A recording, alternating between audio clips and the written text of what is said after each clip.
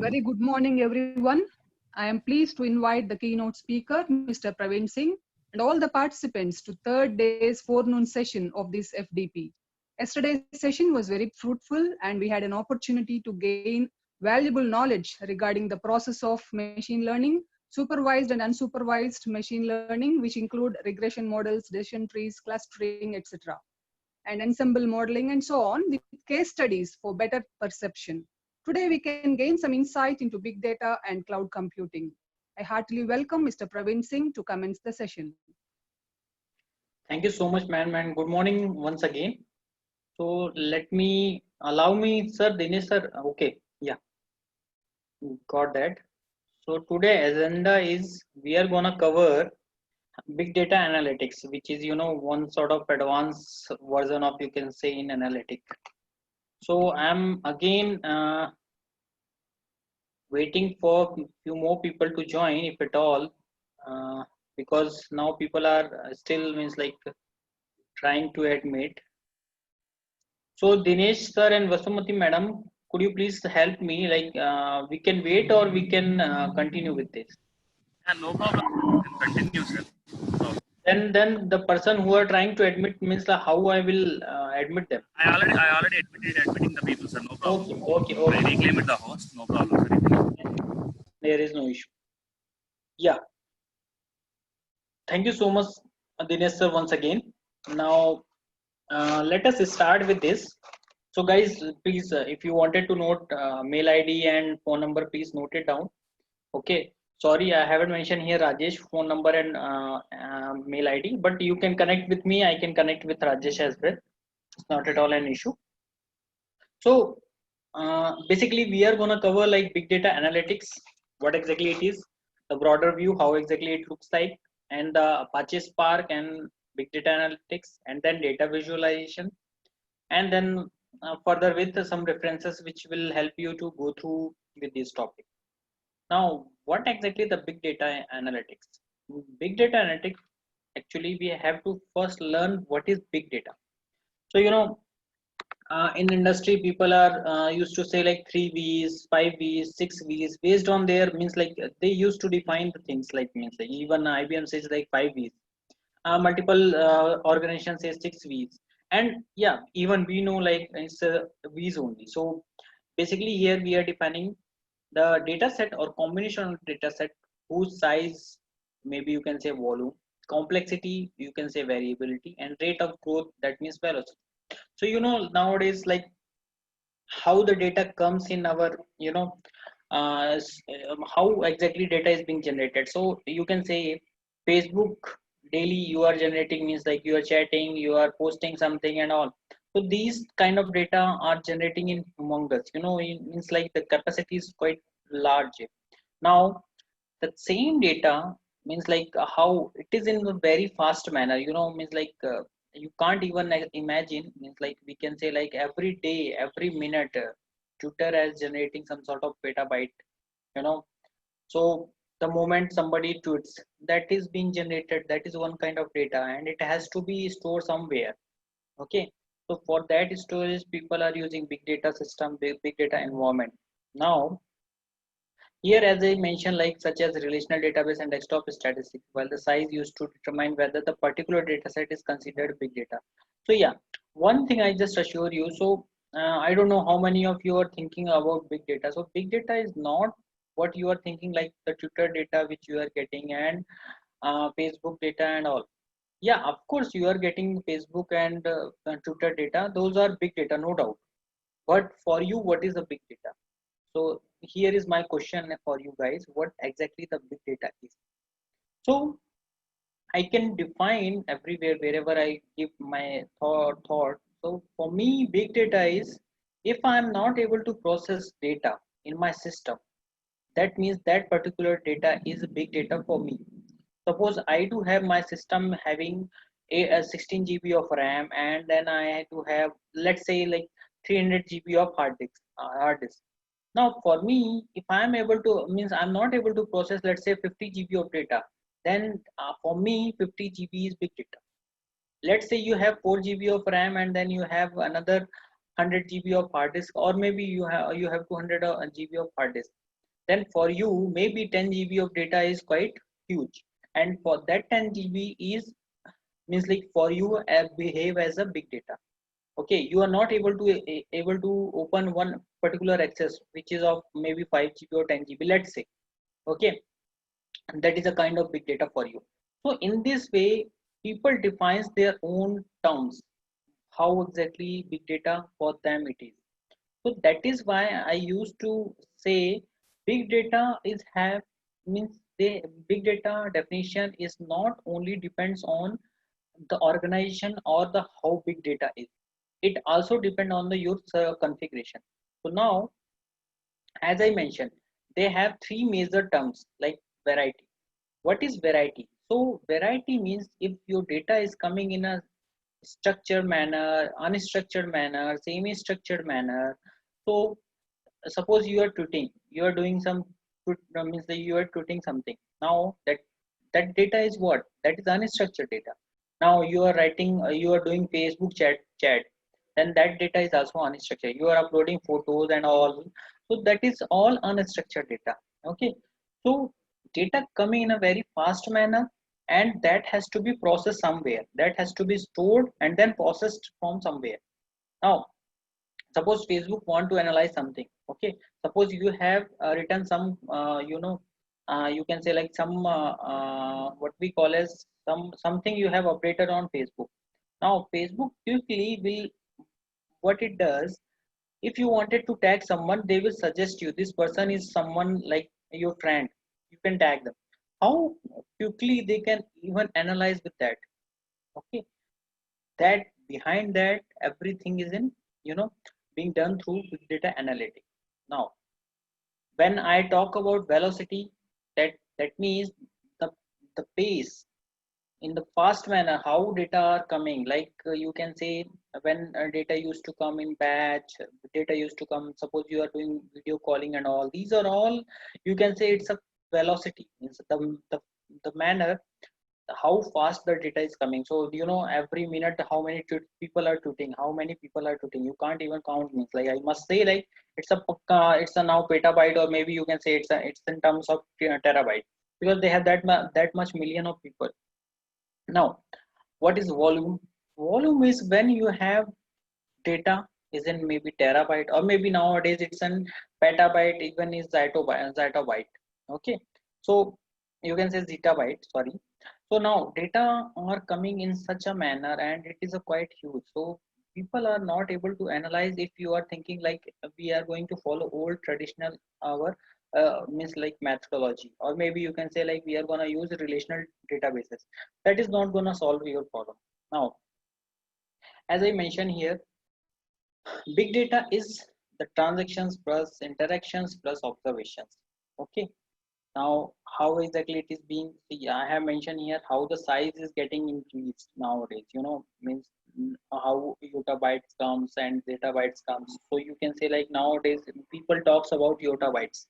Okay, now the basic characteristic I have showed you three types of B. Now let's have a look of four types of B.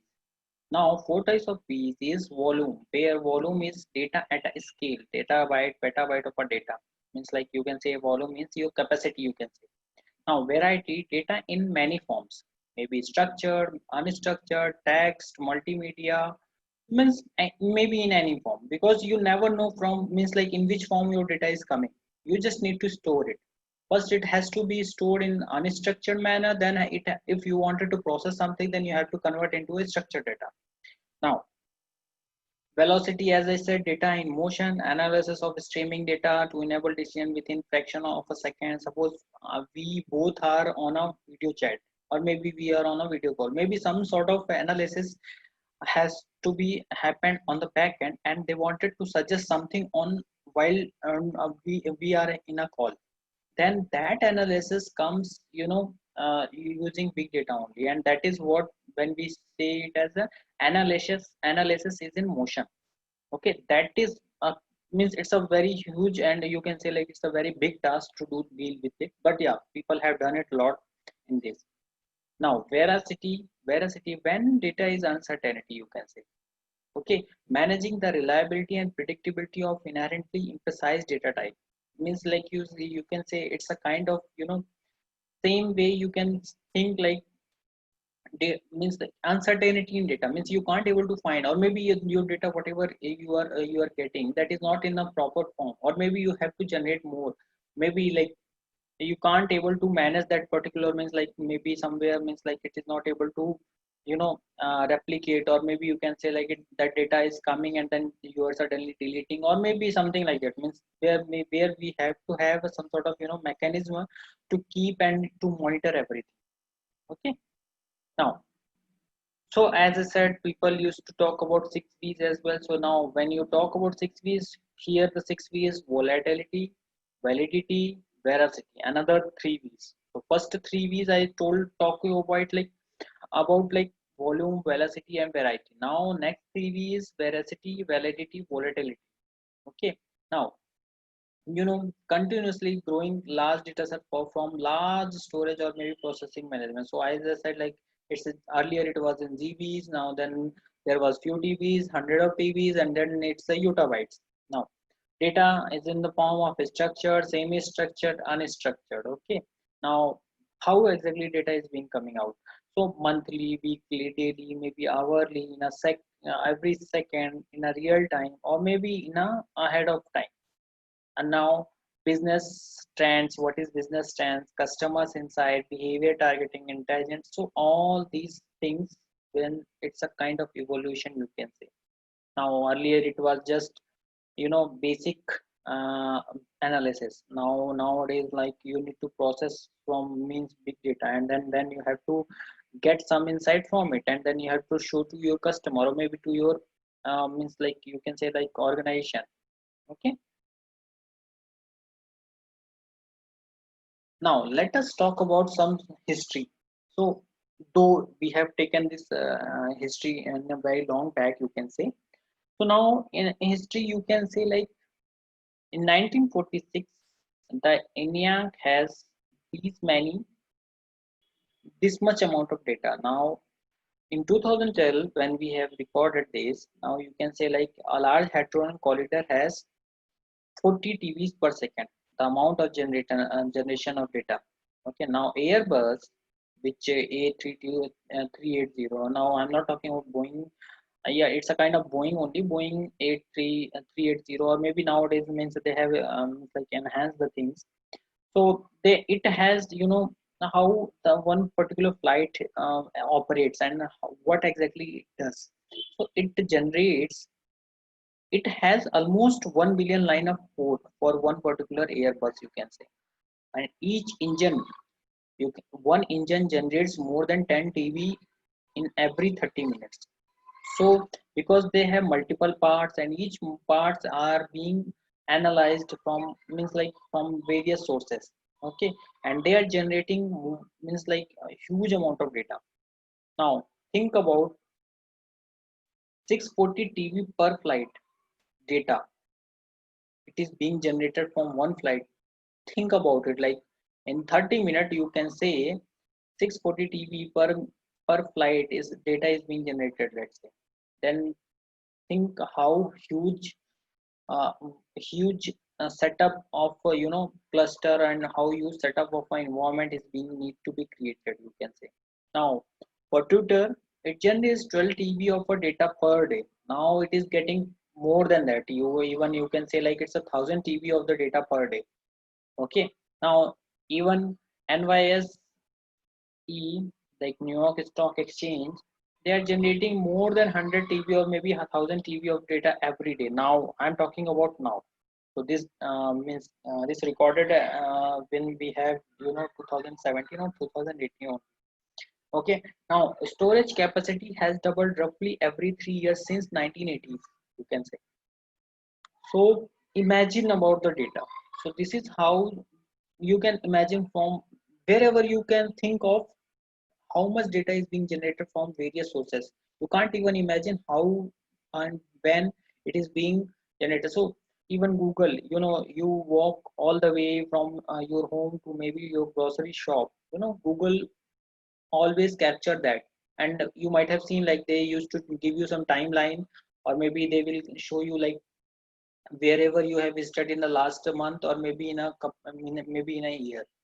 So they are also, so think about one Android app, or maybe think about one Android, what is that, phone is being monitored in that manner, and everything is being you can say like generated, or maybe everything is being stored in the in the back end.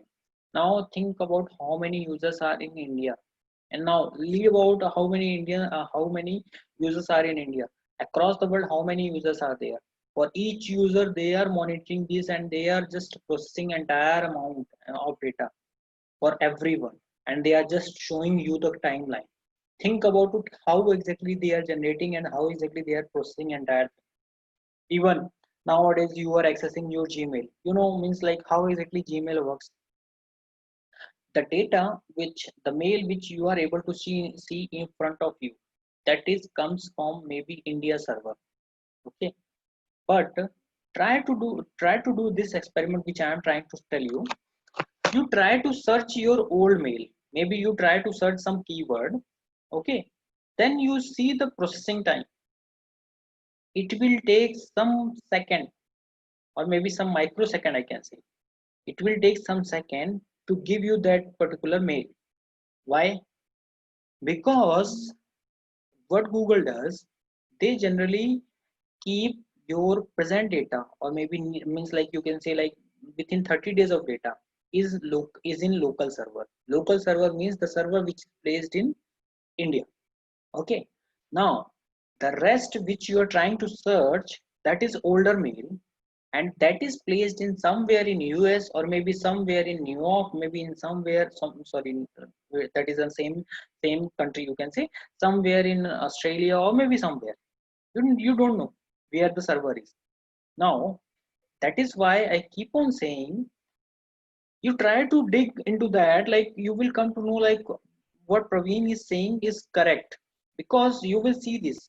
Because what happened otherwise, how you will increase your time, your turnaround time, because you are searching the present mail you are searching, or maybe you mean to say like your current mail you wanted to see like in a quickly, in a very much my millisecond, or maybe microsecond, you will get your answer. Okay, your mail. But for that it will take maybe more even second, or maybe something. But there must be some sort of latency. So you must see the difference. The difference is coming from the various servers, you can say. Okay, this is just I am talking about, means what I have seen. Even even and that I have read some blogs of Google's, and that is why I can comment on it. So think about it. Now let's say first we will tell you what is big data and what is small data. Okay, so as I said, social media, sensor data, log data, device data, video, images, these data are the various data source for big data. What is small data? Now enterprise, limited to some data which is limited to enterprise, that is a small data. Now maybe you have customer relationship, maybe bank has some sort of one customer relationship in a particular area, that is also a small data. Maybe financial data, you can say that is also small, but nowadays I must say it is not that much small, though it is written as a small, but yeah, it is not that much small.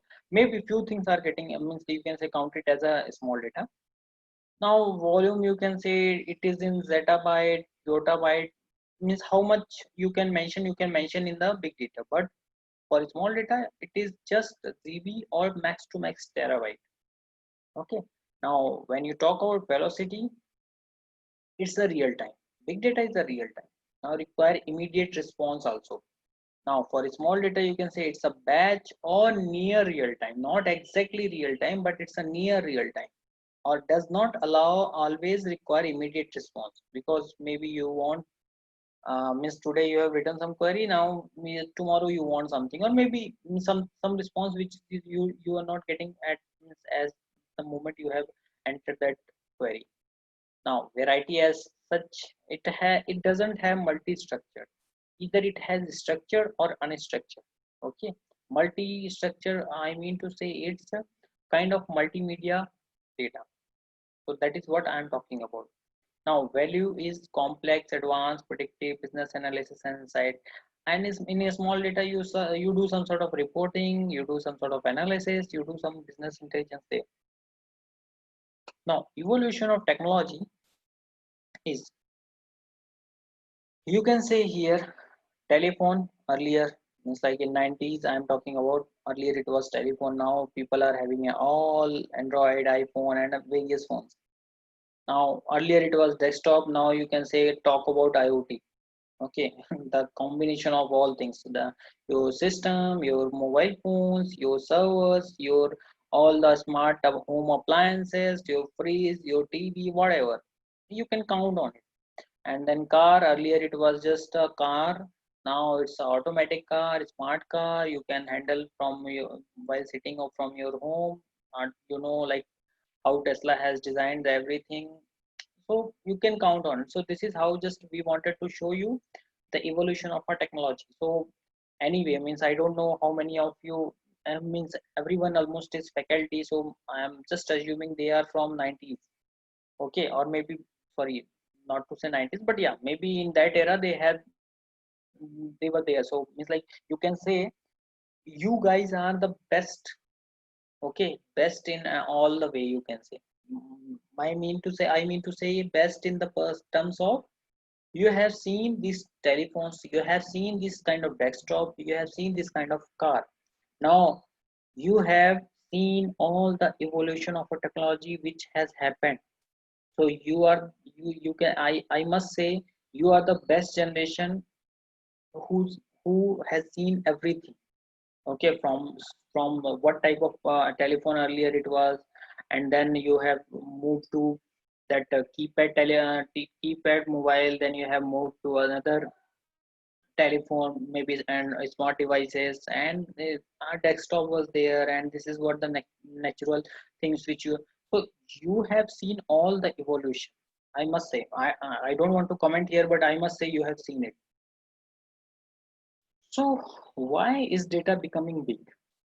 As I mentioned, because of data explanation, the personalization of a services, new sources of data, there are multiple sources. Means you can say like in every street nowadays, you can see like in all traffic signals, there must be, there police is placing some sort of camera. Now in Hyderabad, I know they just, if somebody violating the rules of a traffic, then they automatically getting penalty, and they used to get some sort of messages in their mobile phone. That means you have that much penalty for this day. So how exactly that is being done? That is through that big data, because it is not possible from a one system, because you have in one city you have multiple cameras. Okay, and that has to be processed in a real time manner. You have to look each and everything, you have to tag it. So then you have to read the customer, or maybe means the car driver, or maybe the, or what is that vehicle, all the vehicle, you have to read the number plate so that you can send the bill to the right person who has violated this. So that is how, means like, think about, you have to just think wherever all these things is being applied. You can't just say like everything is still sitting on a one system working with Excel, or maybe working with SQL. My database is stored in one of the server, which is nothing but our local server, and you are thinking like I am doing very much big thing. No, that is not the fact actually right now. So that is that those days are gone, you can say. So you have to think in a broader way. Okay, come up with some sort of intelligence, come up with some sort of ideas which will do this entire thing. Try to do some IoT work. Maybe you try to connect your multiple things in one place, and then you apply your brain on that. As I said, like it's a growth of technology, like mobile technology advances has happened. Now better communication network has multiple towers is being placed in various location, you can say. Commoditization of hardware means, yeah, it's a setup of machines. Cloud commodity availability means these kind of things has happened. So you can say like why data is becoming, because we are getting more and more advanced version of technologies, getting equipment, better equipment, and we can analyze in that manner. Now, so here I have just mentioned yottabyte here, as I said, like every 60 seconds. So how many, every 60 seconds you can save more than 1 lakh of tweets. Think about it, more than even 1 lakh of tweets, or even you can say like more than 10 lakh of tweets in every 60 seconds. Facebook, how many people are making status updates? So more than you can say like 10 lakh people are doing status update in just 60 seconds. Okay. How many people are doing messaging? 11 million people, you can think of it. WhatsApp having so many messages and all. So people are doing Google search in every 60 seconds. These are the count which we have mentioned. Okay. So this is how, means like you can think from where you are getting data, and why you, when you talk about why data is becoming big. So this is what the reason is. Now, as people have mentioned here, big data production, like how exactly it is going to be market, how much in US dollar, you can say like revenue is going to be generated. So you can see here how many revenues generated in each and every year, you can say. Now it is crossing almost 75 US billions, you can say. Now Gartner hype cycle, I'm just showing you here why exactly it is. So you can see in a technology ways, you are able to see here somewhere you are able to see the big data, where exactly the big data lies. You can see the peaks of exaggerated AI, the one which we talk about machine learning. Okay, thought of here big data is there, thought of delusion, you can say, and then path of enlightenment, you can say. You have seen like, means why I'm showing you, so that as the time increases, what exactly the people are means in where exactly the people are getting more interest, more and more interest. So you can see like big data, machine learning, and artificial intelligence, people are getting more interest into that. What does big data trigger?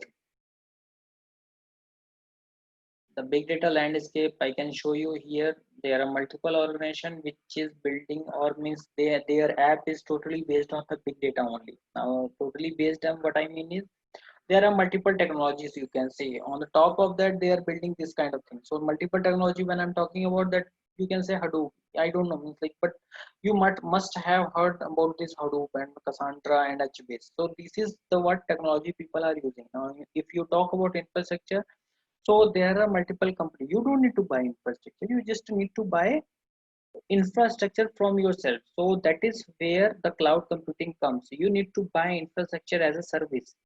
So Rajesh will talk about in the means like afternoon session. He will talk about infrastructure service. Who is providing you infrastructure services? So here I am just showing you like infrastructure. Those who big organization which are ready to provide you infrastructure. Cloudera is one of the big in market.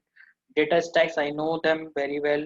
Vertica, MapR, Hortonworks, they are big market leader in the terms of big data.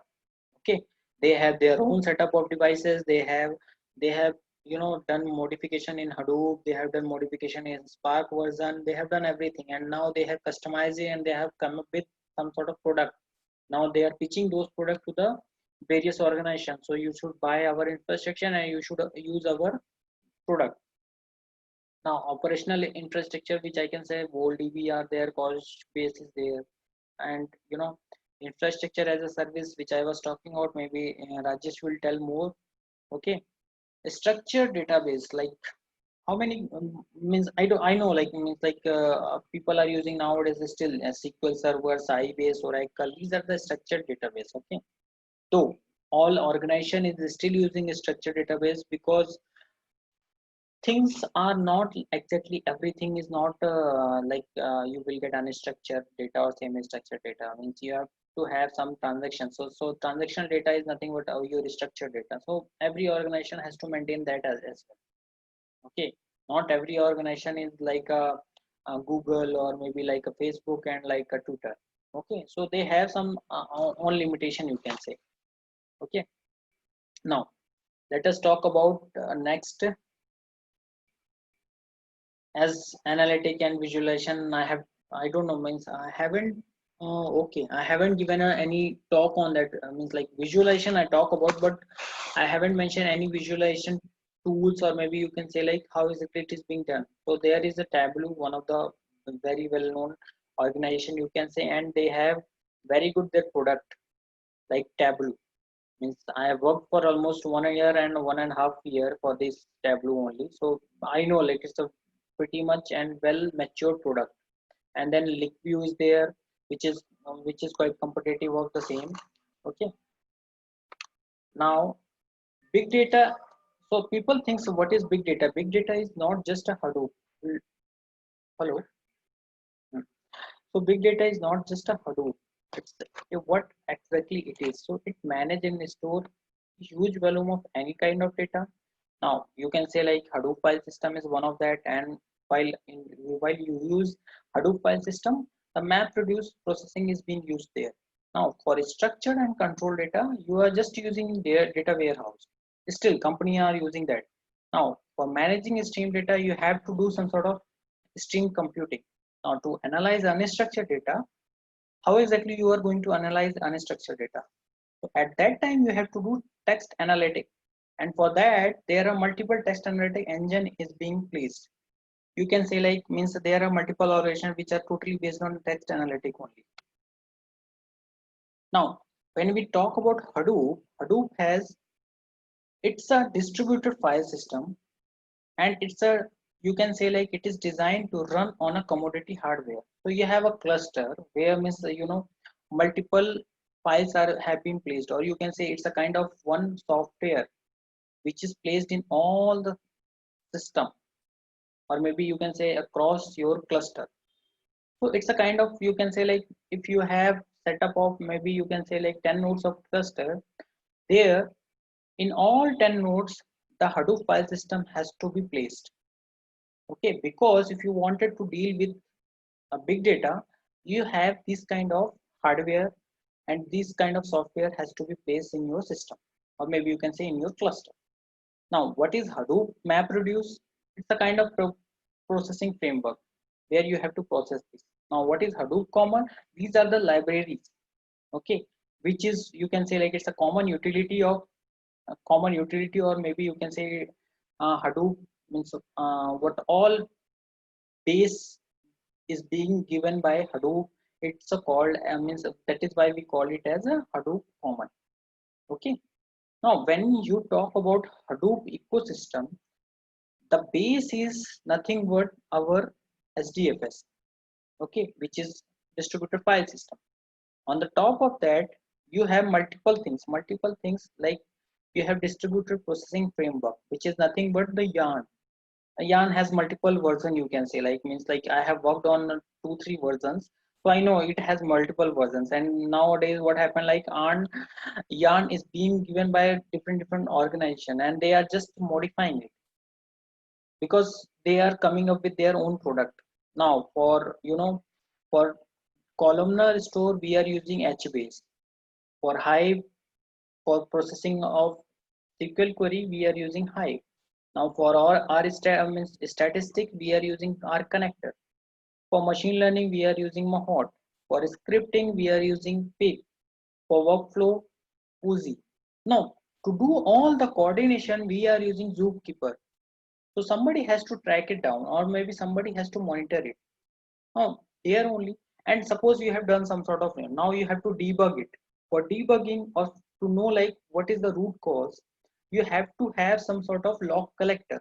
So for log collection we are using Flume.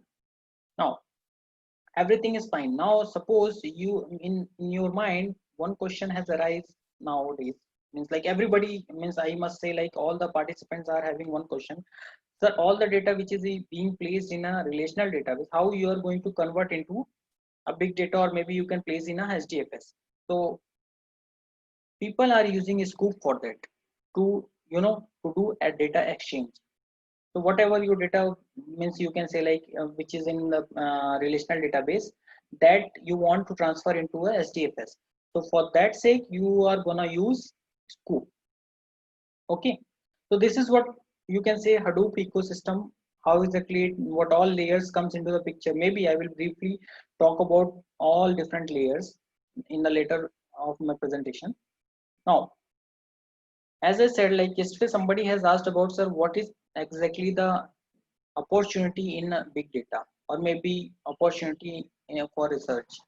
As I said, like it's a In big data analytic, there are multiple things just like cost reduction, just like faster and better decision making, improved services or product, and multiple things. So next generation of product, you can develop your own product, maybe improve service and product, evolution of a customer needs and satisfaction, provides ways to analyze information quickly and make decisions. So you can develop your own system which may be cost effective. You can apply, you can optimize something which is already present in the market, and otherwise you can use all the analytics and you come up with some sort of automation in your healthcare domain or maybe in your insurance domain or whatever. Now I'm here showing you top 30 technologies of the next decade. So as I said, from the very first day we were talking about AI, machine learning, deep learning. You can say here the fifth of technology is big data. Now it is also coming into the first and second place. Now Internet of Things, as usual, it is picking up the market, not from now, but it is from the almost more than 5 and 8 years. So automation, robotics, these are the technologies. So suppose you wanted to give some projects to your students, so please always keep in mind this is what the technology in top 5 technology you can always project that. Don't tell them like no you have to do from old manner fashion or something like that. Please, it's my suggestion actually, because it's not only to do a project or to develop something, it's all about their career as well. Because if they will do something on AI, they will do something on big data, if they will do something on cloud, then they are in the market, their demand is high, and that is how you can say like they will get jobs. So it's it's my suggestion for everyone, if you are trying to give some project to your student, please give it in a this kind of technology. And yeah, definitely we will help you out of how exactly you need to define your problem statement and what exactly it is. So this which I have showed you yesterday as well, the machine learning tools. Now here what is different, I have showed you, but I have showed you all the things are available in machine learning as well. Now Apache Spark, which is the product, you can say one of the product which is on the top of Hadoop, or maybe you can say that top of their own server on local system also. So Apache Spark is used for big data processing. Hadoop, as I mentioned, like it is also being used for processing. Elastic Engine is also one of them, you can say. Kafka for streaming and all. Spark ML to process big data and apply some machine learning library on it. TensorFlow we have, means I don't know, means I have given you some sort of idea about TensorFlow, and all these you can see like these are all available tools for big data processing. Yeah, of course, cloud platform, there are multiple you can say like product inside the cloud also, means maybe Rajesh will talk about that. Now let us just have a look of architecture. Okay, architecture of what? Recommendation system. Now how many of you have used a recommendation engine, or maybe you can say recommendation in your daily or maybe in daily routine, or maybe how and where? So I don't know how many of you guys are using Amazon. I guess everybody. So if you buy something, you must have seen like they are just giving you another list just downside. They are just trying to give you, if the customer buys this, then customer also wanted to buy that item. So that is what recommendation. Now, if you watch movie, Netflix, let's say you are watching more movies in dramas, means drama kind of movies.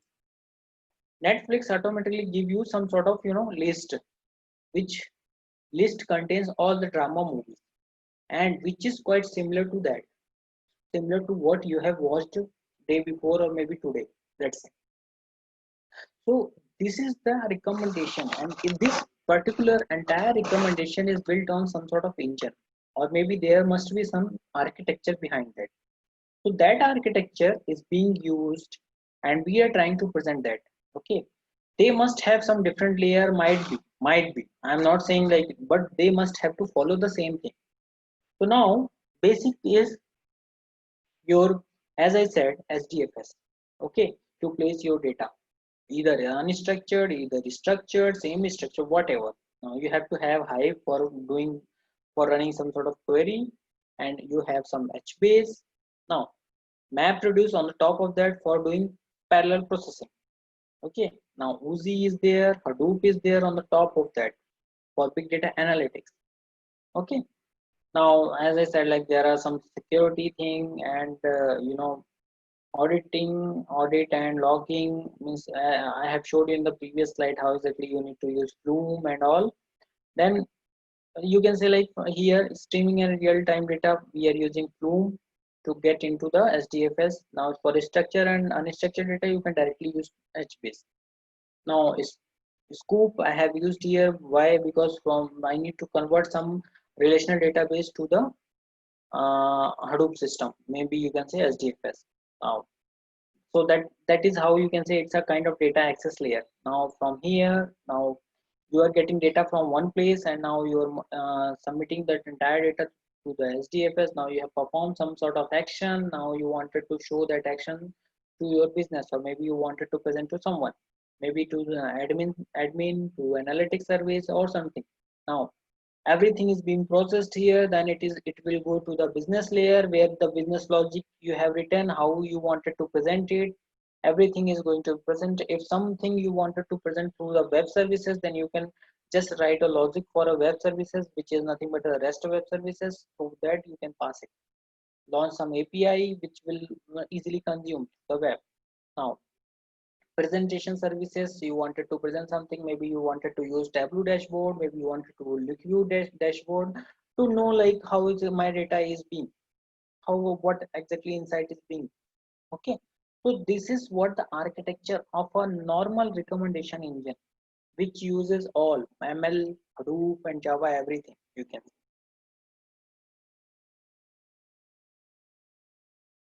Let's now talk about Apache Spark. So what is Spark? So Spark is fast, expressive cluster computing system compatible with Apache Hadoop. So it works with any Hadoop supported storage system, maybe SDFS, S3, Avro, everything. S3, I don't know how many of you know, but S3 is Amazon Hadoop supported file system. Okay, you will learn in maybe in cloud computing, that is also there. So it improves the efficiency through in-memory computation.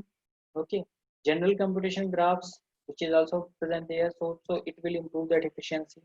Now it will also improve the usability, because it has a rich APIs in Java, Python, Scala, and I have seen like in R also. It that means they are providing in Spark. They have also some sort of interactive shell from where you can write your command, from where you want whatever you wanted to execute, you can just write there and you can execute. Maybe you wanted to shut down your cluster, maybe you wanted to restart some of the system, you can do from interactive shell. As I mentioned, why it is fast, you can see here up to 100 times, up to 100 times faster. Okay, now often 2 to 10% less code. So that is where when we say efficiency, because it does in-memory computation. So due to in-memory computation, it is 100 times faster.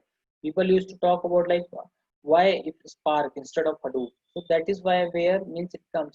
It is doing in-memory computation. And secondly, read write thing which is being done in Spark. Let's say you are reading from the disk and you are writing back to the disk. Okay, so that will take some latency. Okay, the turnaround time is quite high as compared to the Spark, because Spark will do the processing in memory only. So that time is being reduced. So that is why it is saying like suppose you are getting one result in Hadoop it is taking 10 hours. Now in Spark it will take hardly 1 hour, or maybe you can say 2 hours based on the case study, means based on your developed algorithm. Okay, and as I said, like here I have mentioned like it's a means hardly means the code which you have written in Hadoop, maybe which is written in Java or Hadoop, you can say that may contain 20 lines. But if you will see in Spark, that entire 20 line is being converted into hardly 5 to 10 lines, because everything is in bundled here in Spark. Okay, so you can say like it's a kind of functional programming which is means like which is being used. So Scala, it's a kind of that. So think about in this perspective. That is why we are using this. Now, when we talk about streaming, what is Spark Stream? So framework for large scale stream processing, which scales hundred of nodes or maybe thousands of nodes, and it achieve everything in a second, or you can say latency is very less. Now, integrate with Spark Batch interactive processing. You can integrate with all two or three. Now, provides a simple batch like API for implementing complex algorithm. Okay, and it can be observed through live data stream using Kafka, Flume, or ZeroMQ. So you can do all the processing using Spark streaming. Just you need to use some of the uh, some of the data stream engine, or maybe you can say tool which will consume those things, means your streaming data. So motivation is what many important applications must process large streams of live data and provide result in real time. That is what people are expecting nowadays. Their expectation is too high nowadays. They want everything in a very fast manner, and the moment they wanted to present something, they wanted to get at the same time. So that people say like these people are very fast, these people are very much intelligent.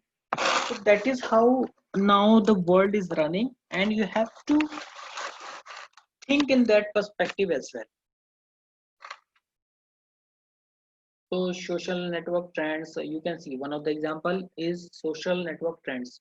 So people are means commenting, or maybe they are just tagging some of the comments, like a few days back, like COVID-19, the one of the famous trends which were going on, or maybe you can say like what is the some challenge, or maybe you can say like means some challenge in COVID are trending now. So the thing which is trending, they keep on showing to everyone, so that you don't need to search what is currently means going on, or maybe you can say like what exactly things are coming out now. Same way, if you do some sort of Myntra shopping, I'm just talking about if there are some madams. So uh, if you do some Myntra shopping, you must have seen they are showing you some trending dresses.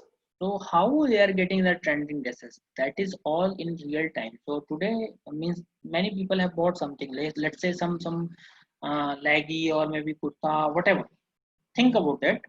They have bought it, and one of the item, so many people have bought it. Now they will show that in a trending list. So that is all, you can say like it's a real time.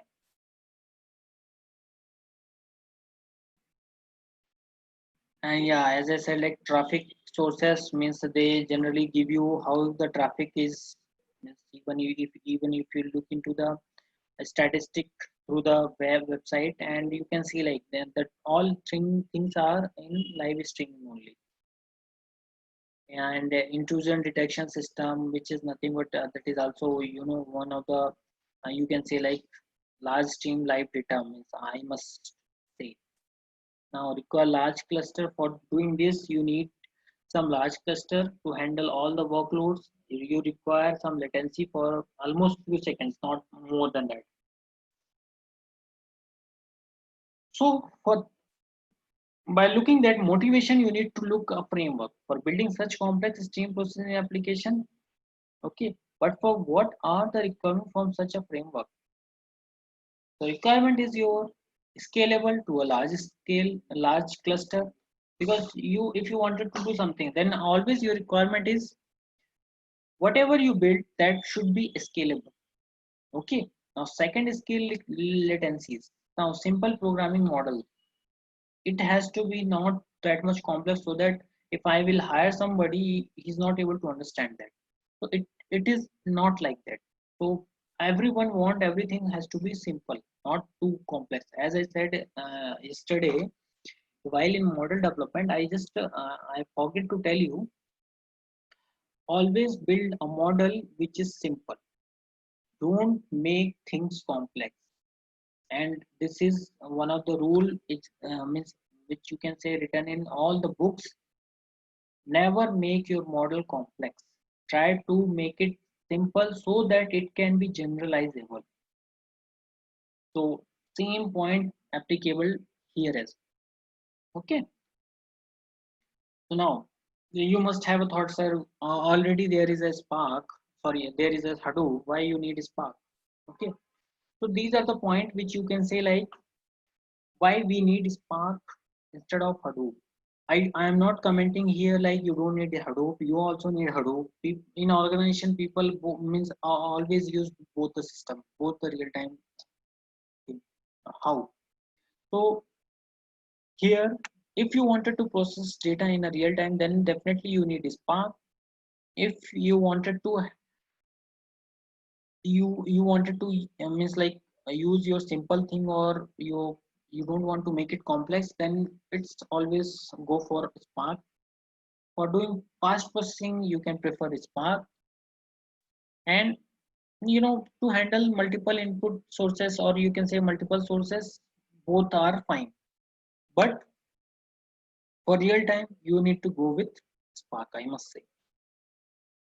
So here you have seen, like I am showing here some of the thing like Hadoop plus Spark is also fine. Okay. So Spark is not intended to replace Hadoop, but it can be regarded as an extension to it. That is why I keep on saying like everybody is using Hadoop as well as Spark. So it's just being used to, you know, enhance the capabilities, or maybe you can say like their whatever with analysis they are doing. They maybe earlier it was taking some time, now they wanted to reduce that latency. Okay. Now Spark plus MapReduce. So MapReduce and Spark are used together, where MapReduce is used for batch processing and Spark for real-time processing. Okay. Now let's say case study. You can say one of the case study. Any company who want to process live streaming data, which has this problem. Let's say two processing stacks. Customer built a distributed stream processing system where thousands of complex metrics on millions of video sessions. Okay. Now it requires many dozens of nodes for processing. These are the two processing stacks, you can say. Hadoop backend for offline analysis, generating daily and monthly reporting, which is similar computation as a streaming system. Now, twice the effort to implement any new function, twice the number of bugs to solve it. Now, you will think twice in your head what exactly it has to be, how exactly I'm gonna implement. So for that sake, you think about it and come up with the solution. I must say it's nothing but where you have to use both Hadoop plus Spark. Okay. Now stateful stream processing. So traditional streaming system have an event-driven record at a time processing model. So where each node has mutable state and each record update state and send new records. So this is how the user, you can say stateful stream processing works. Okay, where input records keep on coming and then you are in a mutable state where you just keep on inserting on every iteration. So now state is lost if node dies. Suppose my node 1 dies for some reason, I don't know, it's a maybe failure of that node. Now, making stateful stream processing to be fault tolerant is a challenging task in this kind of a stateful stream processing. But if you will do same thing in Spark, that will automatically, you can say, taken care by Spark. It will do some lineage and then it will trace back to wherever whatever the content was there and it will solve it. So you can say existing stream system, some of them are Storm where replace record if not processed by any node. Okay, it will enter, it will replay. So if suppose your one of the node fails, then if you will use storm, then what it will does, if some node fails, then it will replace all the records. Okay, because that node dies, that means and nothing is being processed by that node, and it processes each record at least once, may update mutable state twice. Mutable state can be lost due to failure. Now, Trident use transaction to update state. It processes each record exactly once, and per state transactions update slow. Now, here, if I'm talking about Spark streaming, then what it does? Look. So it will run a streaming computation as a series of very small and deterministic batch jobs. So here, chop up the live stream into a batches of X seconds. So it will just create a chunks of the batches, you can say. And Spark treats each batch of data as RDD, and that RDD process them using another RDD operation. Means you can say it will process through RDD operation. I will talk about RDD, what all two type of RDD is, action and transformation. Okay, so once you have converted into RDD, now you perform any action on it and maybe any transformation on it. Now, so as I have showed here, the batches of X seconds, it's a live data stream which is getting inserted into the Spark streaming and which is being processed through the Spark. Then whatever the result is being processed through Spark is being going to be showed here. Okay, now finally the process result of the RDD operation are returned in a batches, and that is going to be stored in your memory. So one of the example you can say like hashtag, means which we talked in means like in the previous slide. Hashtag, which is being one of the you can say one of the good research work which has been done from the, you can say like last 3 years, that hashtag kind of thing. Now here you wanted to do, how exactly you will do. See, so if you will go back, you have to just you have to consume Twitter API using Twitter stream. Now you do that, then what is this stream? A sequence of RDD representing a stream of data. Now here the streaming API is like this: batch T plus 1, batch T plus 1, T plus 2. Now each batch having that is truth is being stored in a different servers, in a different nodes. You can say maybe in one row or rack there may be multiple nodes, or maybe in another rack it will be having different nodes, and they are being stored. Now it is being stored in memory as an RDD, which is nothing but the immutable and distributed. So you can look how exactly we have done this processing.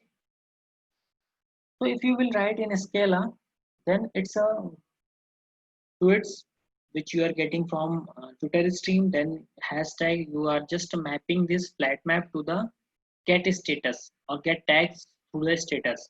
Okay, and then all the hashtag whatever coming up, you can save it in a Hadoop file system. Okay, SDFS. Now for if same thing you wanted to do in Java, then you have to use Java D stream where you are capturing tweets, and then hashtag, and same thing. You are there also, you are gonna use flat map. So here function object to define the transformation. Now fault tolerance, we were discussing about fault tolerance. How exactly fault tolerance is being captured here? Now RDDs are, remember, the sequence of operation that created it from the original fault tolerance input data. Now suppose you have created Twitter RDD, then that input data replicated in memory. Okay, so in memory you can say, and that means that data is being placed in a multiple nodes. Okay, and now again one another RDD is being created, that is nothing but the hashtag RDD, and that resulted output is being also stored in a multiple servers. See, so whatever the lost partition means like you have, suppose you have done you have lost something. Now all the lost partition is recomputed on the worker node. Here you can say. Now, so because your data is placed in multiple systems or maybe multiple nodes. So suppose your one node is getting failed, then it is going to recompute again the partition which is made, because you know what happened, why we are using multiple servers, or maybe why we are using multiple racks? Because always we keep on placing one batch or maybe one RDD, you can say, or not to say RDD, but one of the file sub unit, sub small unit, you can say. So let's say frame. One frame is being replicated in three different areas or three different servers. That means the same data is placed in three different nodes. So if one node got failed, you can retrieve that particular data from other nodes. This is how the Spark and Hadoop does their fault tolerance. So as I mentioned here, you can see key concept: D stream, sequence of RDD representing a stream of data, Twitter, SDFS. These are the things: SDFS, Kafka, Flume, Zero M2, Akka, Actor, TCP socket. Okay. Now transformations, you can say modify data from D stream to another.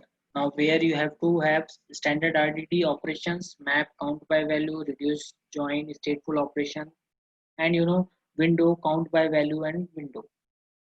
And this is what the D stream, transformation, and output operation. So output operation I have showed you, like save as Hadoop file, one of the last operation which has does, which is nothing but you have to output, you have to save it to the SDFS. And there are operations like for each to do everything in a batch of results. Okay, means like just placing one for loop, you can say. Now example 2, I am just showing you again same thing. Why? Because here I am doing hashtag count by value.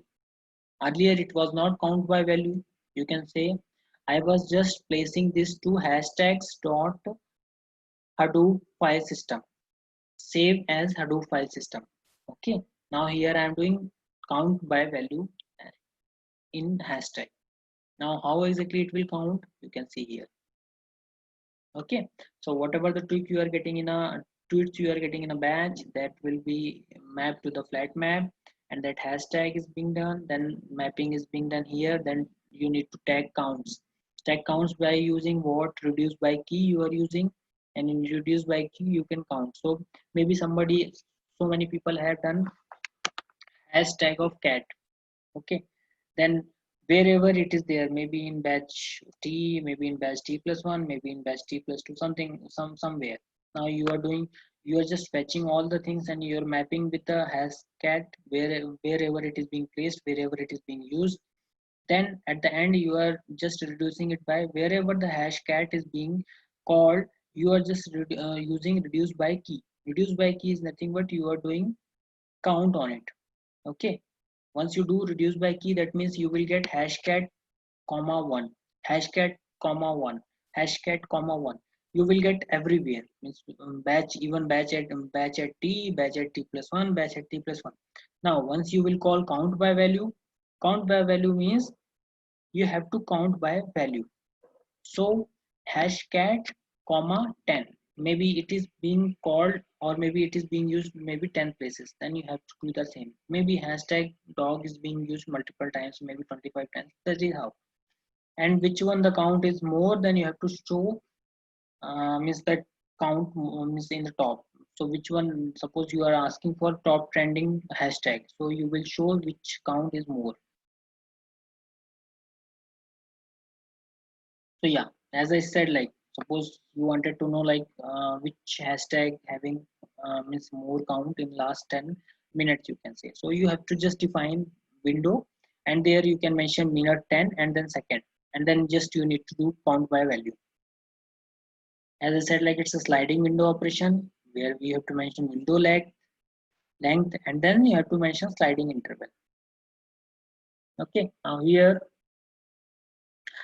tag counts where you have to mention like window, minute 10, second, and count by value.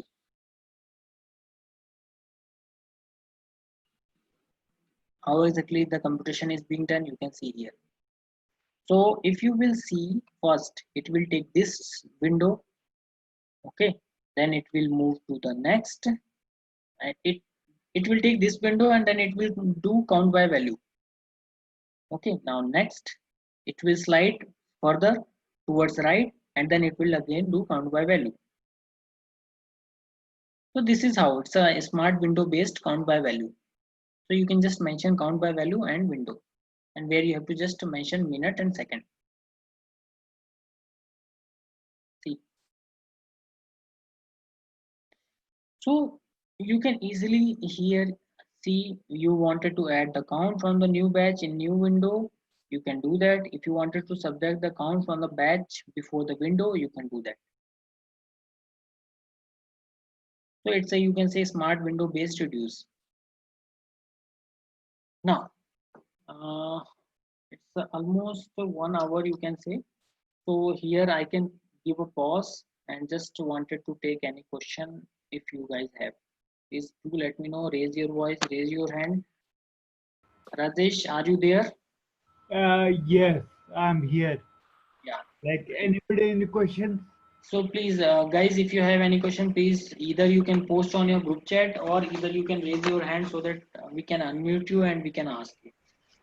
I found one of the questions in the chat, and that is about MapReduce. What is MapReduce? Okay, I just wanted to answer that. And suppose, for example, you have a newspaper text, and the newspaper text, that's a running text of many lines. Okay, and then you talk about the dog there. How many times did dog appear?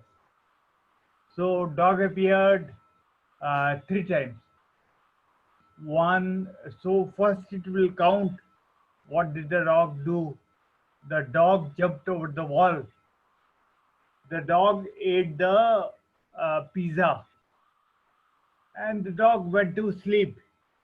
These are the 3 things. So dog is mentioned here 3 times. So when we do a map, each time we take the dog and we map the dog 1, 1, 1, and then we reduce it.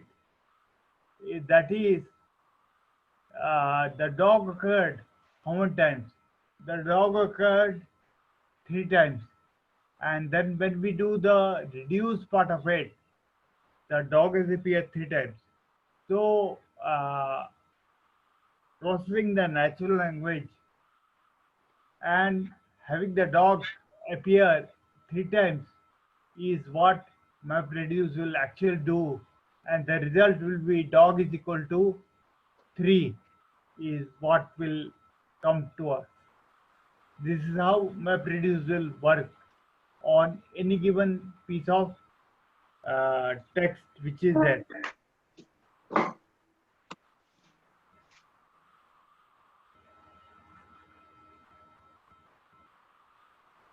Is that clear? How MapReduce will work? Oh, actual meaning of Oozie. Oozie is nothing but, it is actually one of the components, okay, of Hadoop. And Oozie is basically used to basically go ahead and schedule the particular job at a particular point of time. So that is a component. If in our architecture we are using a scheduling component, then we'll use Oozie, which is nothing but one of the components that we can use. If we don't have any need, then we may not use Oozie. And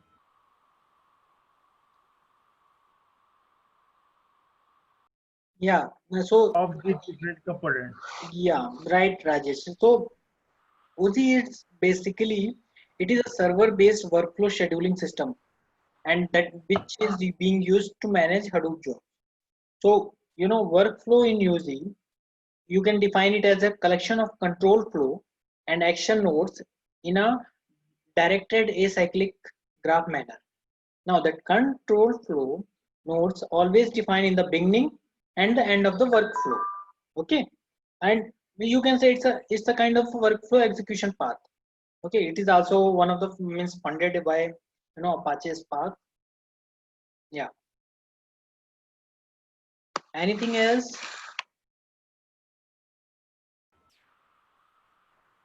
Guys, please raise your hand if you wanted to speak with us, or if you wanted to have some question, please comment on the group chat box.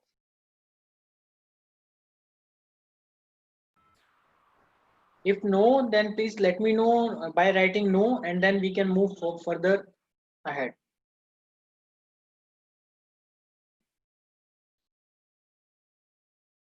So it seems nobody is interested in writing no as well. Guys, please, means like, see, when you talk about advancement, so this is how the advanced system is. It's not the basic thing which you need to just do in your SQL server, or maybe you need to process in your single system. Now advancement is always like this only. So there are many more things. I don't know, means where the you have to think where the world is going. Okay. So it is saying, sir, please explain hashtag working again. So Jyoti, I can do that, but yeah, we have to cover first our slide. When then only I can, if time permits, then I can show you again. Okay. Anyone else?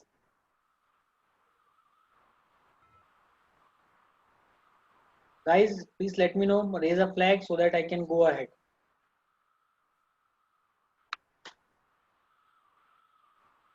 Okay. Then let me move forward. We have some questions in the chat box, sir. Please look at them. So we have already given answer, sir. Yeah, okay, sir. To explain the hashtag working again, sir. Yeah, so we have already given answers, whatever mentioned in chat box. Just I wanted to know, like, if somebody is want to ask anything by raising their hand or something, please let me know. Otherwise, we can give sufficient time for asking the question as well in the end, maybe. But yeah, let us move ahead, and let us look into Apache Spark. So here, as I mentioned, like, it is being Metajaria who has developed this, and one of the paper which means is being more cited, you can say. You can have a look into it. It is nothing but resilient distributed data set which they are using currently, and that RDD operation is MapReduce like parallel processing. So it's a DAG of execution stage and pipeline transformation where simple collective broadcast and aggregation is being done. So how to run it means, I don't have server right now so that I can show you, but yeah, I can tell you what exactly behind that. So it has a local or multi-core system where just you need to place library. Okay. Now you have to launch it through the script which is already in a folder.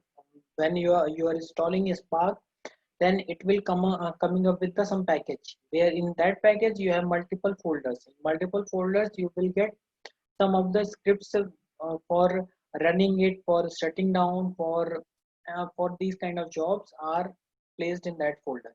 Now you have to just run it by just calling that script, means it is in .sh format. No, now the you can run it on a private cluster like Mesos Yarn standalone mode itself. So work with distributed collection as you use with local one is concept, you can say RDD. RDD is nothing but the immutable collection of objects spread across our cluster, built through parallel transformation, you like map, filter, etc., and automatically rebuilt on a failure. So controllable persistent, you can say caching in a RAM also, which means you can say like one of the key point in Spark. Now, Spark Essentials, when you talk about that, always talk about RDD. So RDD, as I mentioned, it's a resilient distributed data set, which are the primary abstraction in Spark. It's a fault tolerant collection of elements that can be operated on in parallel. Okay, there are basically two types. One is parallelized collection, which take an existing Scala collection and run function on the top of it in a parallel manner. And then Hadoop dataset, which runs function on each record of a file in a Hadoop distributed file system or any other storage system supported by Hadoop. Now, as I said in the beginning, there are two key operations in RDD, like transformation and actions. So transformation, that is when you wanted to apply some of the map, filter, maybe group by. So we have used map in our hashtag Twitter one case study. Now where you means these are the all operations which are lazy operation to build RDD from other RDD. Now suppose you wanted to conclude, or maybe you wanted to save something, you wanted to get count. That means I wanted to know the number of hashtags, the count of that.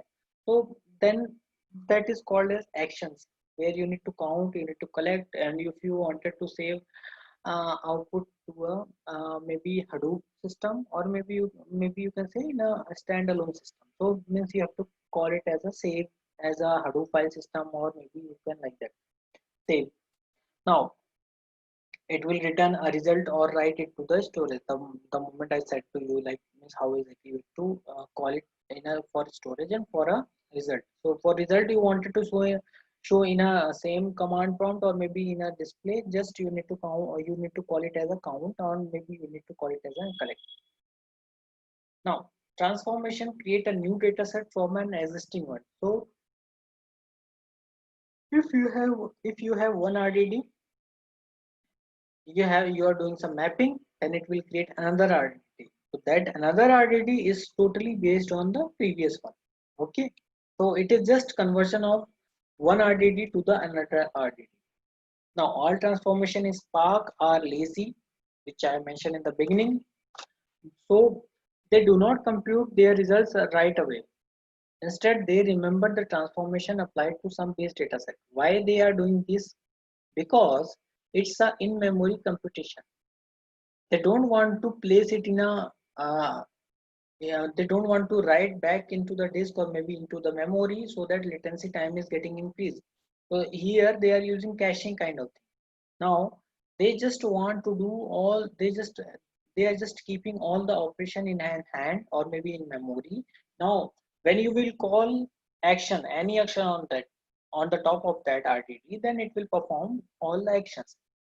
So that is why it is saying like they always remember the transformation applied to some base data set. Now, you can optimize the required calculation, you can recover the lost data partition from lineage. So some of the transformation which I can give you some basic background. It's a map transformation, filter, flat map, sample, union, and distinct. So what is map? The map function does, it return a new distributed dataset formed by passing each element of the source through a function by specifying function name. Okay, so it is going to return you the new distributed data set. Okay, by passing some of the element, you can say. Now filter, you it will return a new data set formed by selecting those elements of the source on which function returns true. So suppose you can think how exactly your filter works. You just specify something, and then you will get rest of the things. Okay, so you have to apply that. Now flat map, it's a kind of map only, but at each input item, it can be mapped to a one or more output items. Okay, so function should return a sequence rather than a single item. So in map you will get one item, but in flat map you will get out multiple.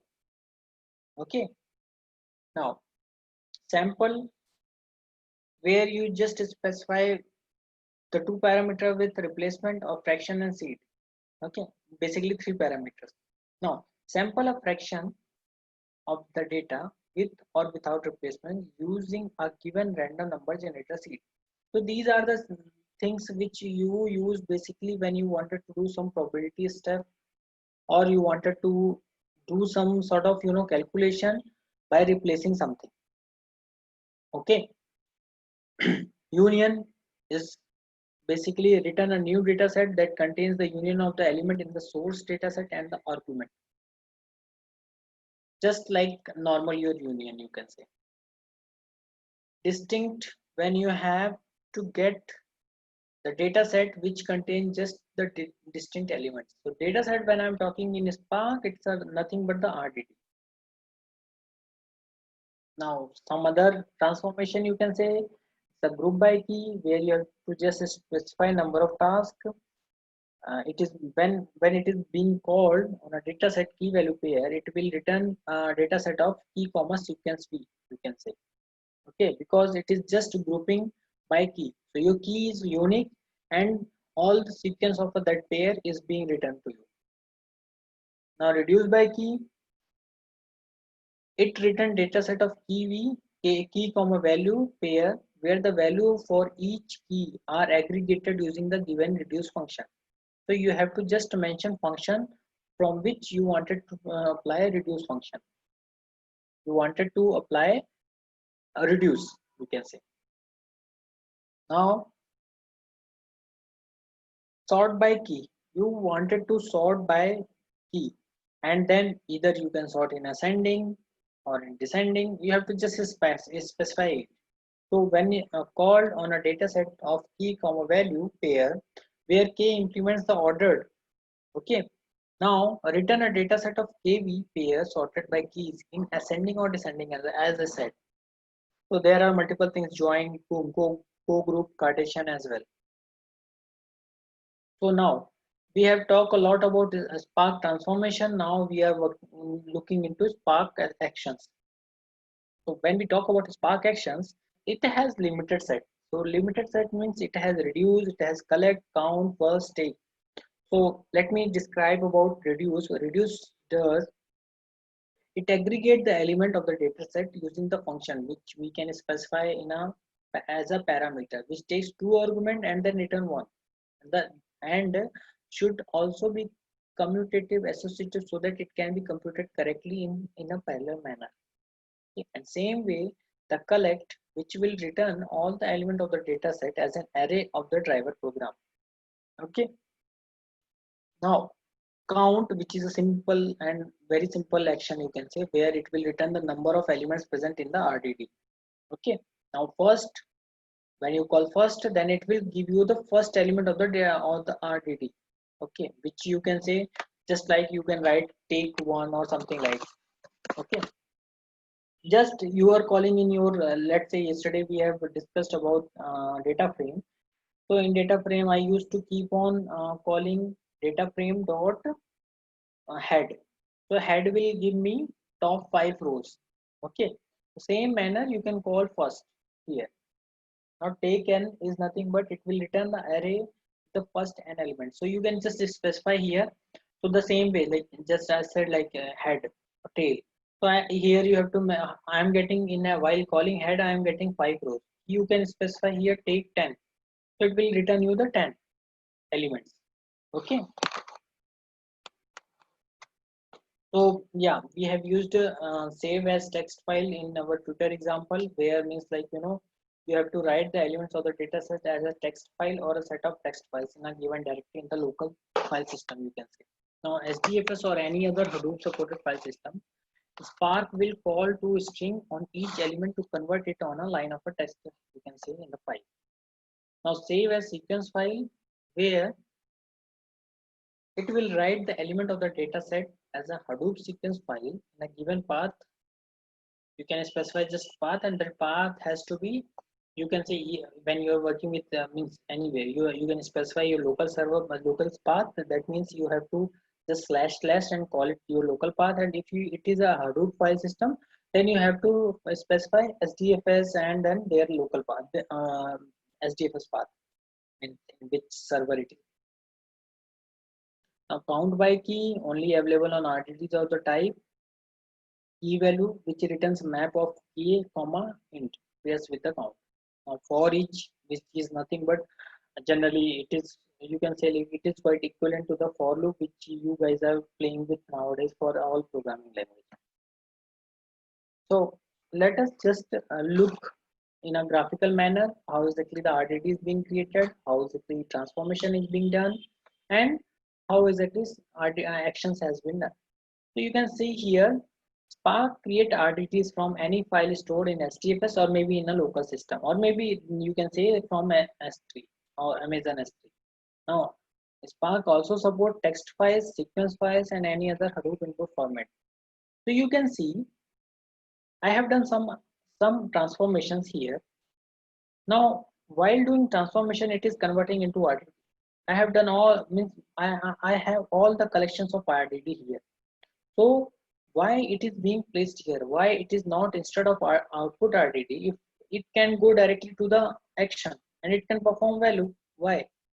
Because I have talked about RDD is a lazy operation. Here all the Spark does the lazy operation. So lazy operation means whatever RDD you are converting, it is being placed here. Now, after conversion of every RDD, means like by applying all the transformation, you need to call one actions. When you will call actions, the last one calculation or last RDD, whatever is there, it is being called to the action and the value would be, you can see in the monitor or maybe you can paste in a Hadoop file system. So this is how Spark does their work.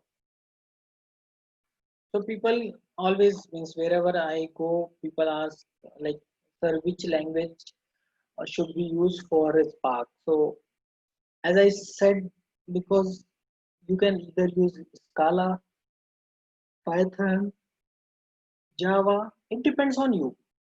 Okay.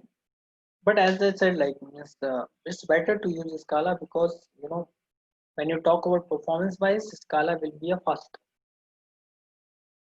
And it's not like because entire Spark is being developed in Scala only. That is why I'm saying this. So yeah.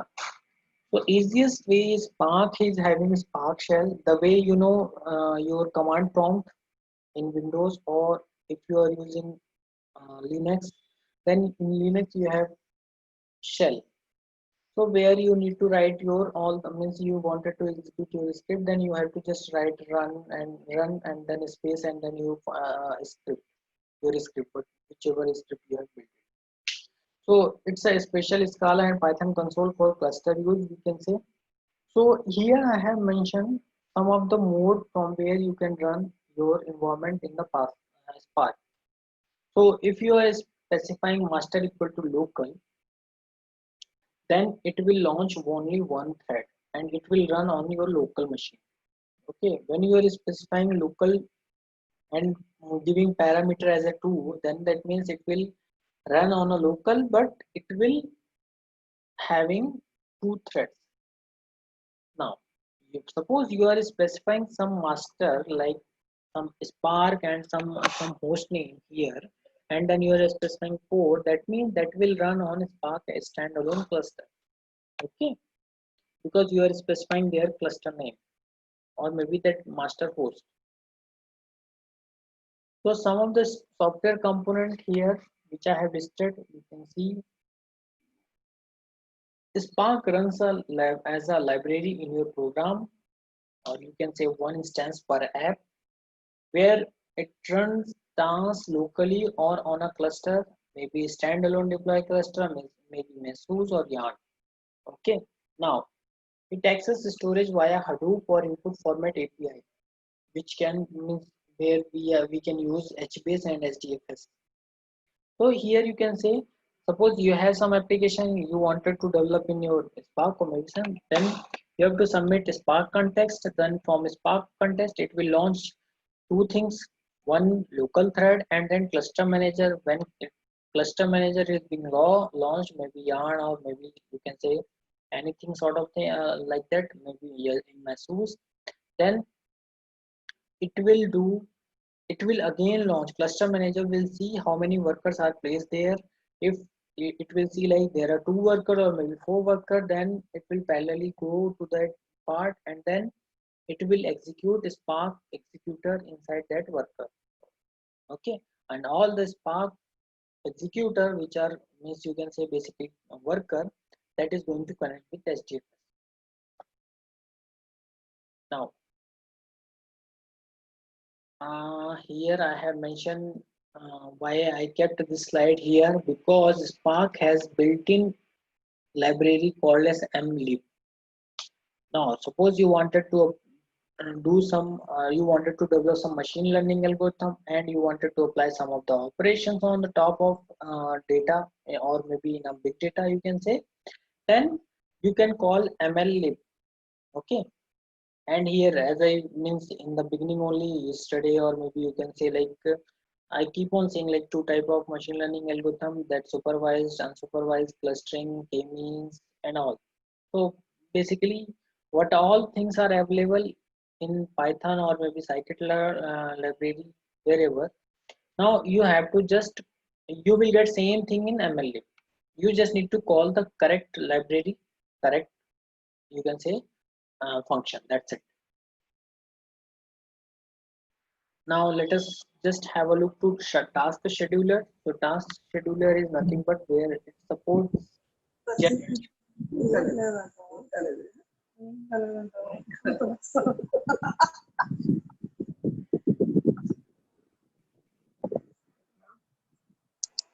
అయిపోయింది turn speaking అంట. So Bharat Kumar, can you go on your mute? Yeah.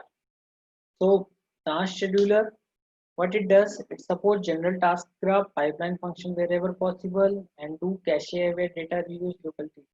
Here you can see how exactly the map reduce uh, and is being performed, and your transformation and action has been done.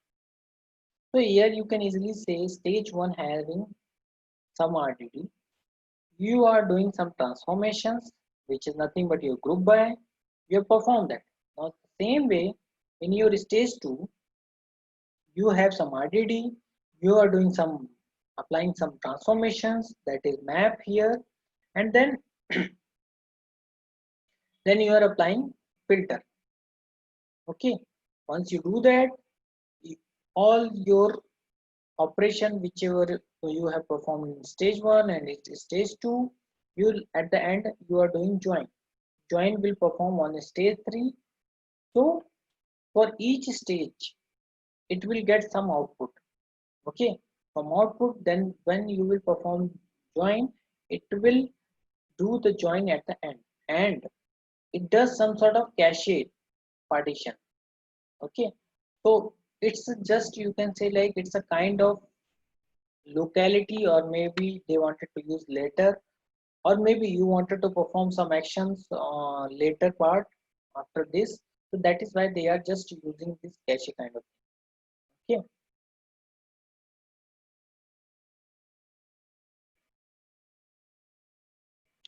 now Hadoop compatibility, Spark can read write to any storage system or format.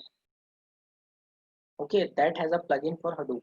So maybe you can say like HDFS, S3, HBase, Cassandra, Avro sequence files. So it also reuses Hadoop input format and output format APIs. So APIs like Spark context.txt file, which support file system, while Spark context.hadoop is also passing any Hadoop job configuration to an input source. So private cluster, which we can say can run with one of this standalone deploy mode similar to Hadoop cluster script, Apache Mesos. You can go with this link and you can find it out easily.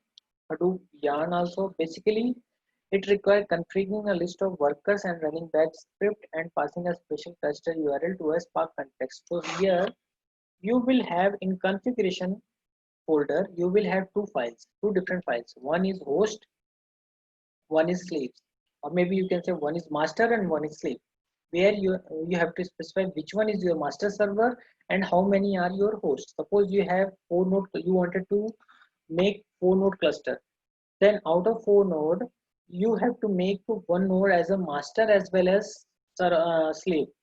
Or maybe if you just wanted to master, then that is also fine. So in master file you have to specify the server name, or maybe you can say the yeah, server name only, or maybe machine name.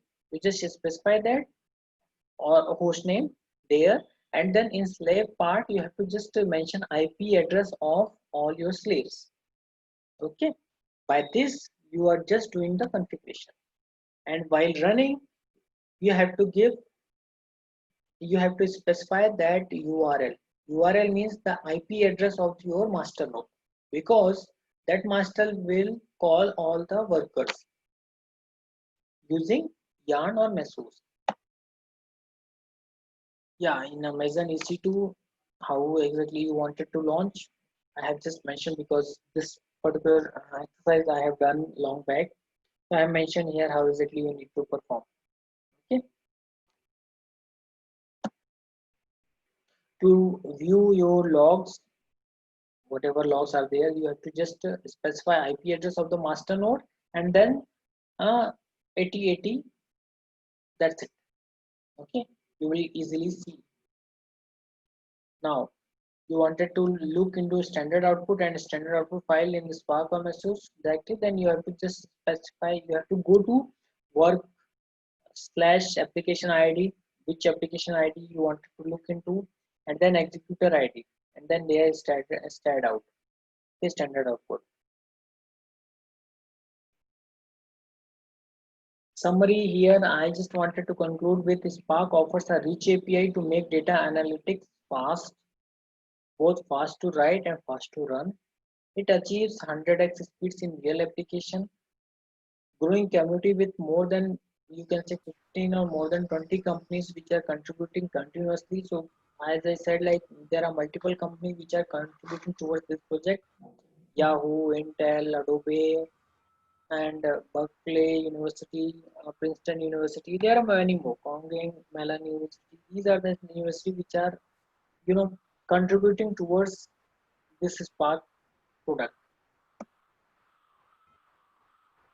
Now, data visualization, I already talked a lot in data visualization. Just here, I wanted to show you one of the tool which is widely being used in the industry. Okay. Data vision, I think I don't need to mention what exactly the data visualization. Okay. So I'm just trying to skip this part because everybody know now what is data visualization.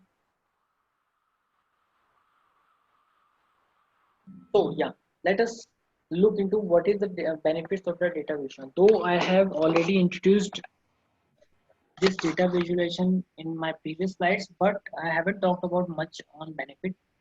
But yeah, I have gave you some insight on it. But yeah, let's have a look again. Data visualization allows users to see several different perspectives of the data. Perfectly fine. Data visualization make it possible to interpret vast amount of data, which I already talked about.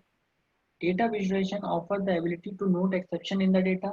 As you can see, like outliers and all missing values you can easily see, and not missing value but outliers you can easily see, and the behavior of the data. Now, data visualization allows the user to analyze visual pattern in the data, and now exploring trend within a database through visualization by letting analysts navigate through the data and visually orient themselves to the pattern in the data. Benefit is same benefit, you can say, means it will help to translate data pattern into the insight and making it highly effective decision making tool. So once you can see everything about your data, you can easily take a decision. Okay. And as I mentioned, like with all the data available, it is quite difficult to find the nonsense that can make a difference. So by looking at the data, you can't able to figure it out, means like what exactly the difference between this. Maybe today you got some data and tomorrow also you have received some data. Now by looking at the data, you are not able to figure it out what exactly the difference between today's and tomorrow. Maybe while visualizing you will be able to see like today was a weekend, weekday, that is why I haven't performed well, means my organization haven't performed well. Today is a weekend, maybe my organization performed very well. So you can visualize it and you can see that.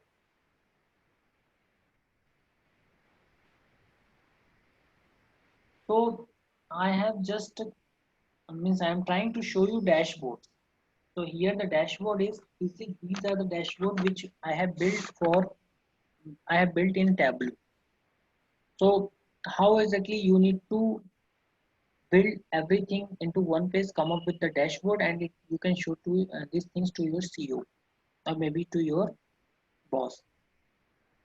So all the recent profit by year you can show, recent profit by month you can show, how exactly our recent profit in monthly basis or in a daily basis. You can see here our recent profit was down in February, but the profit was almost means like you can say almost equivalent in all the months. It is not getting increased or from the graph it is not visible, but our profit is getting reduced from from 2005 onwards.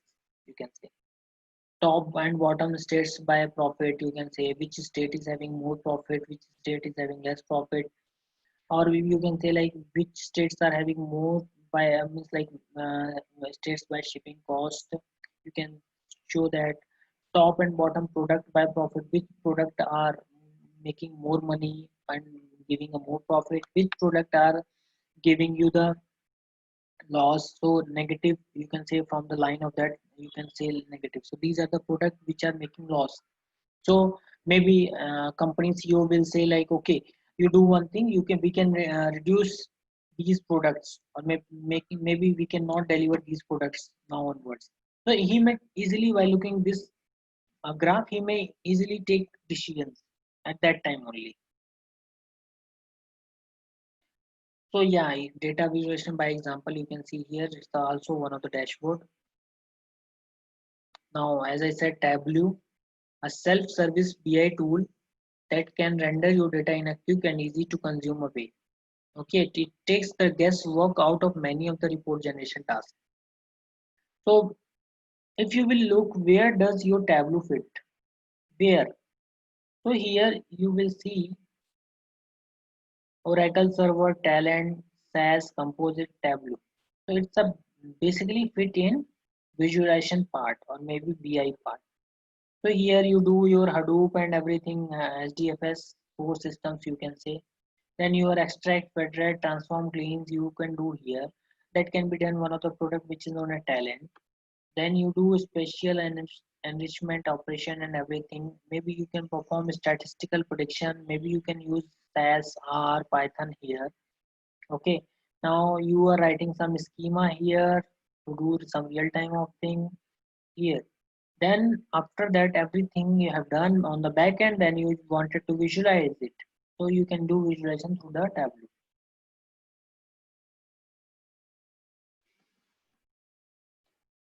Why Tableau?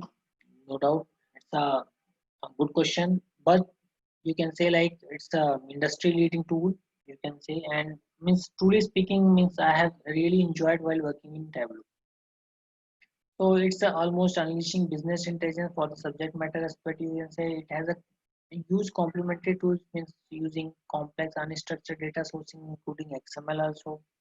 You can do whatever advanced statistic using R, yes, which I have performed. I have built some of the model which consumes a Tableau's dashboard and whatever the output I wanted to show in a Tableau, the model which I have built in R. So after model, we are getting some data. Okay, so that data I wanted to show you through the Tableau. So that I have done that. So yeah, this is how Tableau, and Tableau having two version, desktop and server version. You can say it has main component of two. So Tableau desktop, which you can say here, you just need to import by you know from wherever you wanted to import. You just need to import file. You wanted to import from local system, you can use here local file. If you wanted to use server, any server like maybe your SQL server or maybe your Oracle, you have to just specify the server name and you have to enter the login and the one. It will directly connect with your server from where the file is being placed. So that is how it is very much easy. Now once you import the file, you will get all the columns here listed, all the columns, all the statistic columns you can see. Now here measures, you can perform any sort of activity on that. So these are the sheets which are mentioned like this. So in one sheet you are just making you can say pie chart, or maybe another sheet you are just making you can say line chart, or maybe you can say bar plot. Now once all things are being done in sheet 1, sheet 2, sheet 3, then you wanted to combine it to a dashboard. So in the very first I have showed you one dashboard which contains line chart, bar plot, and everything, profit by country, profit by this. So each thing you can perform in a different sheets and merge into the, bring back into the dashboard. So yeah, it is very easy actually. You just need to find the number of records from here. Okay, if it is there, then what all calculation you wanted to do. So measures here number of records. So you just drag and then just drop it here in the graph. So you can see like here I'm just trying to see number of records in a rows and year. Okay, so here is nothing but I am taking from here product prototype date. So product prototype date I am just pressing in a column. So you will see here date like yearly it was a date mentioned, and then what is exactly the number of records. Tableau visualization example you can build, means very nice visualization, means like means I must say like means it's a really powerful visualization tool. Even real time thinking is, suppose you wanted to show real time data, then you can use this. It will automatically show, suppose traffic is getting increase in some of the areas. So let's say here traffic is getting increased, so it will automatically bubble up and it will show like the how and in which pace traffic is getting increased. This bubble is getting increases as the traffic is getting increases. Yeah, this is how Tableau server home screen is. You have some sort of server here, how many workbook you can place here. Workbook is nothing but the Tableau dashboard which you have done it, and one Tableau dashboard you can have one workbook, multiple dashboards that present in the that workbook. Okay, so you can say here sorry here maybe your one of the team is working on the blue jay, maybe another team is working on the clinical trial, so they have their own workbook, this one is having their own workbook. So different people in a one organization are working in a different dashboard, they can come up with the same place. So your suppose CEO wanted to look into blue jay, then he also wanted to look into clinical trial, then it will go and he can see. So yeah, project folder is like this. You once get into the some project folder, let's say you are entering into the clinical trials or maybe blue jay. So once enter into that, you will see multiple dashboards are present there. So this is the server side, means like the Tableau admin who plays a role. He can give access to the person who can just publish the dashboard, whether he can see the dashboard, whether he can allow him to publish the dashboard on a server, or you don't want to allow him to. If you wanted to allow, maybe he can edit on the server. If you don't want to allow him for edit, you can just mention that. And to whom you wanted to share that particular dashboard, you can just mention their name. So features I have mentioned here, you can see easily desktop, the flat files, data files, and all. So yeah,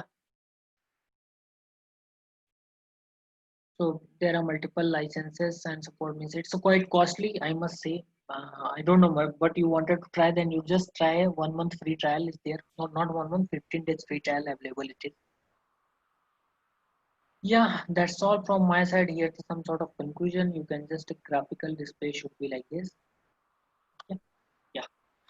That's all from my end. You can say now I'm open to take questions in any sort of big data, in the data visualization, in Tableau, wherever. Please ask, raise your voice if you wanted to ask anything. Rajesh is here to give solution, or maybe I'm here to give you some answer. So please ask if you have any doubt. I know like I don't know, miss, like how many people have get bored from this session. I don't know, but yeah, though it is an advanced topic, so that is why I need to cover even Tableau and even Spark Hadoop. Okay, I do have one assignment to show you, but yeah, time is not permitting me to show that. But yeah, I have that assignment, but yeah, maybe later part, or maybe I will share you with the email. Any question? Any question, please go on with the questions. So we are here to take your questions.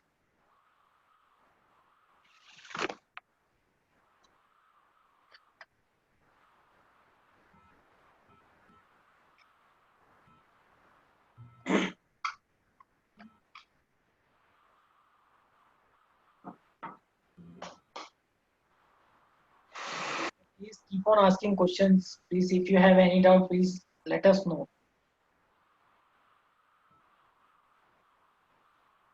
So any doubt on data side, any doubt on machine learning, any doubt on this big data, any doubt on Tableau, visualization, please let us.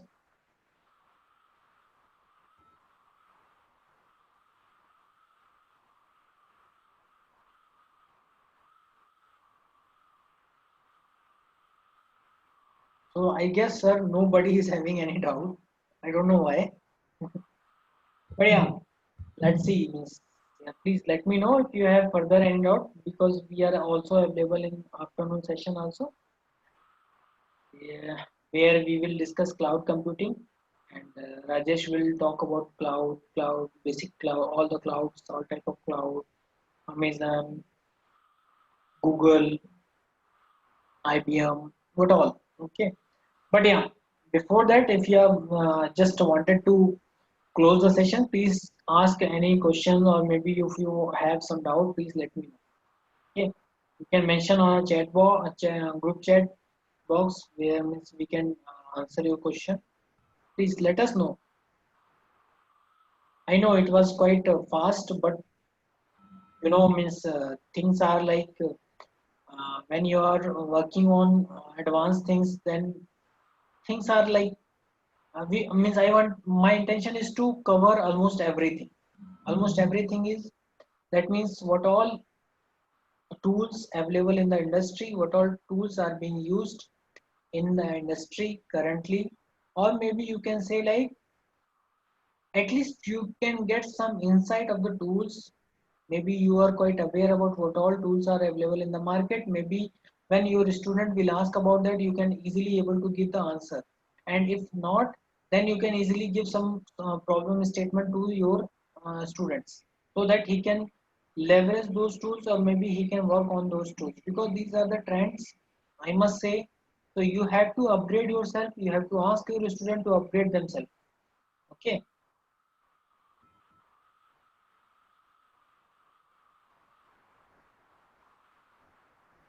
Thank you, sir. Ramesh Bhushan, sir, you have written a good thing. Like, you got some clarity, you got some insight from it. It's a good thing, because that is what my intention is. Because see, you are good in a one field, maybe in research field, let's say, but you are not. It's not necessary like you are good in different fields. Different field means, suppose you have developed something, but you are not able to think about, sir, how I can visualize this to my HOD or to my principal, because they are not interested in your data. So you have to come up with some visualization tool. Okay. And now, suppose you know what to do, but you don't know behind that which algorithm I need to apply. And if you know algorithm, in which language I need to develop. So that is why, means from last 2 days, 3 days, we are giving a session on machine learning, how exactly you need to use, which algorithm you need to, where exactly you need to use, why visualization, box plot, histogram, where it is going to be used, why you need these all sort of representation, so that you can improve your things. Okay. So guys, please let us know. Thank you so much, Naga sir. Okay, Ramesh Bhushan sir, you have attended my previous FDP as well. Okay, great. Then you might have able to catch my this entire PPT very well, because I have tried my best to add some stuff, add some means new case studies which is currently being used in industry, so that you can get more clarity on it. So truly speaking, if I am giving any session, I am putting a lot of effort before that. Okay, then only I deliver.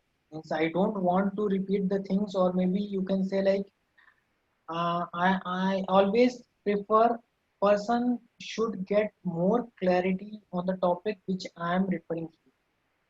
Okay. So thank you so much, Bhushan sir. You are mentioning like it's really good thing for me as well.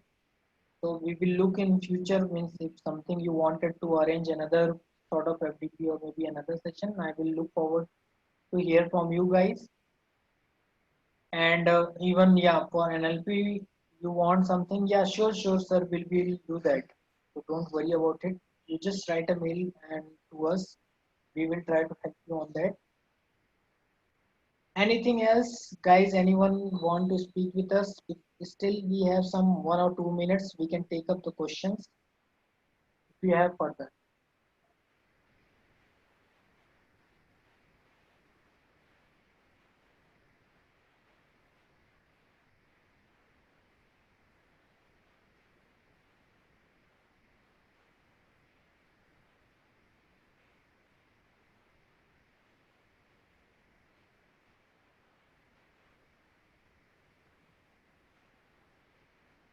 You are motivated us to learn advanced. Thank you, sir. Okay, thank you, Jyoti.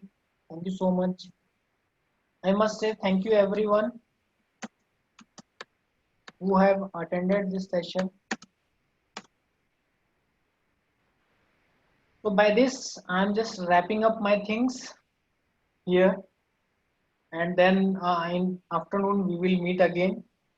Mostly Rajesh is going to take a session. Okay, but still I'll be available there to give if you have any doubt. Still you are thinking like uh, about asking some any questions. So the person who has attended my last FDP and this FDP, I must say they must have got better clarity. I must say that because I have linked everything whatever I gave in the previous, and I am here trying to give you more explanation. So that I gave you. Okay. Okay, shall we wind up the session, sir? Praveen, sir?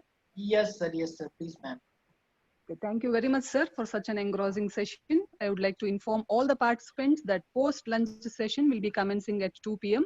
And that will be the final session of this 3-day FDP. Do join us at 2 p.m. Thank you. Thank you so much, ma'am. Thank you, everyone.